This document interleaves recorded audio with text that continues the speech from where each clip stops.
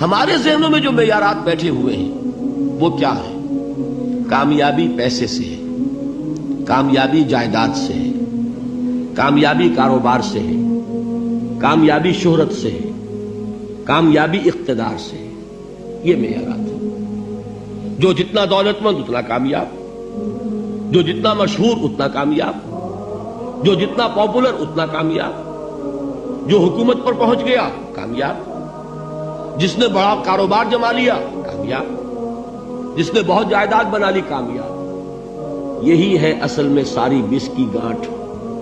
جو تصور کامیابی کا ہوگا اسی کے مطابق آپ کی بھاگ دوڑ ہوگی، اسی کے لیے جد و جہد ہوگی، اسی کے لیے توانائیاں صرف ہوں گی، اسی کے لیے دن رات کی مشقت ہوگی. یہ ہے اصل شے جس کی یہاں نفی ہو رہی ہے. کامیابی دولت سے نہیں، کامیابی شہرت سے نہیں، کامیابی اقتدار اور طاقت اور حکومت سے نہیں، بلکہ کامیابی ہے ایمان سے، عمل صالح سے، تواصی بالحق سے، تواصی بالصبر سے. آپ غور کیجئے اس نقطہ نظر کا، اس ایٹیچیوڈ کا، یہ جو مینٹل ایٹیچیوڈ ہے اس کا بدل جانا ہی انسانی شخصیت کے اندر انقلاب برپا کرے گا. اب آپ کا نتیجہ کیا نکلا؟ اگر تو دولت سے کامیابی ہوتی تو قارون بہت کامیاب تھا، اگر حکومت سے کامیابی ہوتی تو فرعون اور نمرود بہت کامیاب تھے. کامیابی ان سے نہیں ہے.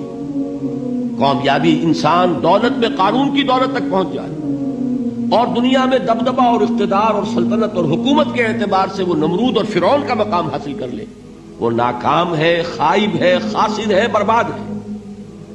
اور ابو ذر غفاری کامیاب ہے، چاہے ان کے پاس کچھ نہیں تھا، جھونپڑی تک نہیں تھی، کوئی گھر نہیں تھا.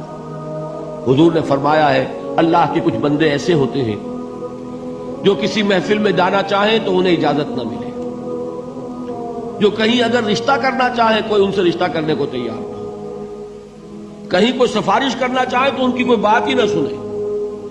لیکن اللہ کے ہاں ان کا وہ مقام ہے کہ اگر بھولے سے بھی کسی بات پر قسم کھا بیٹھتے ہیں تو اللہ ان کے قسم کی لاج رکھتا ہے. یہ ہے فرق. یہ جان لیجئے اچھی طرح. اس بات کا مان لینا آسان، اس پر سبحان اللہ کہنا آسان، لیکن اس کے مطابق آپ کے اپنے ذہن کا بدل جانا بہت مشکل. اس لیے کہ ہم متاثر ہوتے ہیں اپنے ماحول سے. وہ بڑا محل ہے، دیکھ کر ایک دفعہ جھجری آتی ہے، وہ بڑی سی 20 فٹ لمبی کار سناٹے کے ساتھ آپ کے پاس سے گزر گئی.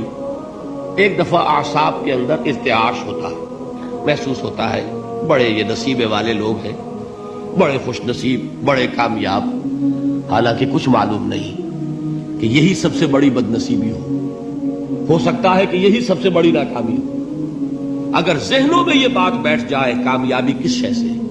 یہی وجہ دیکھیے قرآن مجید میں بارہا آپ دیکھیں اولئک ھم المفلحون، یہ ہے لوگ کامیاب ہونے والے.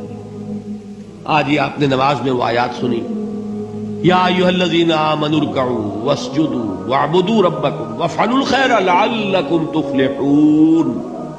اے ایمان والو، رکوع کرو، سجدہ کرو، اپنے رب کی پرستش اور بندگی کرو اور اچھے کام کرو تاکہ تم کامیاب ہو جاؤ. تو کامیابی کن چیزوں سے ہے؟ یہ ہے سب سے بڑا سبق. یہ ہمارے دل میں اگر بات بیٹھ جائے، ٹھک جائے، تو زندگی بدل جائے گی. صبح و شام بدل جائیں گے، نقشے بدل جائیں گے، بھاگ دوڑ کا رنگ بدل جائے گا، ویلیو سٹرکچر بدل جائے گا. آج وہ ایک چیز نہایت اہم نظر آ رہی ہے، کل نہایت غیر اہم نظر آئے گی. جیسے کہ حضور کی حدیث ہے مالی ولی الدنیا، مجھے تمہاری اس دنیا سے کیا سروکار ہے.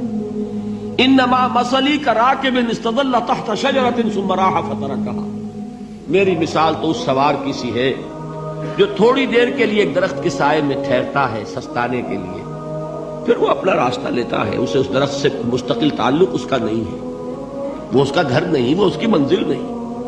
اسی طرح یہ دنیا میرا گھر نہیں ہے. اب دیکھیے ہم کہتے ہیں انا للہ و انا الیہ راجعون، ہم تو مسافر ہیں، ہم اللہ کے پاس سے آئے، اللہ کی طرف ہمیں لوٹ جانا ہے. کن فی الدنیا کانک غریب و عابر سبیل، حضور فرماتے ہیں دنیا میں ایسے رہو جیسے کہ تم اجنبی ہو یا راہ چلتے مسافر. لیکن یہ طرز عمل کب ہوگا؟ جبکہ یہ آیت ہمارے ذہنوں کے اندر بیٹھ گئی ہو، والعصر ان الانسان لفی خسر الا الذین آمنوا وعملوا الصالحات وتواصوا بالحق وتواصوا بالصبر۔ یہ ہے اصل بات جو میں نے عرض کیا تھا کہ میں بتاؤں گا صحابہ کیوں ایک دوسرے کو یاد دلاتے تھے۔ اس لیے کہ دیکھیے جیسے برف باری اگر ہو رہی ہو، آپ باہر نکلیں گے تو برف آپ کے کپڑوں پر جم جاتی ہے نا، تو آپ جھٹکتے ہیں کپڑوں کو تاکہ برف ہٹ جائے۔ ہمارے ایمان پر اس دنیا میں رہتے ہوئے جب ہم متاثر ہوتے ہیں ماحول سے تو گردہ آ جاتا ہے، برف پڑ جاتی ہے، اس کو جھٹکتے رہنے کی ضرورت ہے۔ اور وہ جھٹکنے کی بہترین اور مؤثر ترین شکل یہی ہے کہ یاد رکھو کامیابی ان چیزوں سے نہیں ہے۔ چمک دمک جو ہے دنیا کی، یہ ساری چمک دمک جو تمہیں رجھا رہی ہے، جو تمہیں اپنے اندر گم کیے ہوئے، یہ لفظ گم پر اقبال کا وہ شعر یاد آ گیا کہ کافر کی یہ پہچان کے آفاق میں گم ہے، اور مومن کی یہ پہچان کے گم اس میں ہے آفاق۔ تم گم نہ ہو کر رہ جاؤ، اس میں مبہوت نہ ہو کر رہ جاؤ، مرعوب نہ ہو کر رہ جاؤ، دنیا ہی کی محبت تمہارے اوپر ڈیرے نہ ڈال دے، تمہارے دلوں کے اوپر مسلط نہ ہو جائے۔ لہذا تازہ کرتے رہا کرو، والعصر ان الانسان لفی خسر الا الذین آمنوا وعملوا الصالحات وتواصوا بالحق وتواصوا بالصبر۔ پھر یاد کر لو، پھر تازہ کر لو اپنے اس یقین کو کہ کامیابی دولت سے نہیں، کامیابی ثروت سے نہیں، کامیابی اقتدار سے نہیں، کامیابی شہرت سے نہیں، کامیابی جائیداد سے نہیں، کامیابی ہے ایمان سے، کامیابی ہے عمل صالح سے، کامیابی ہے تواصی بالحق سے، کامیابی ہے تواصی بالصبر سے۔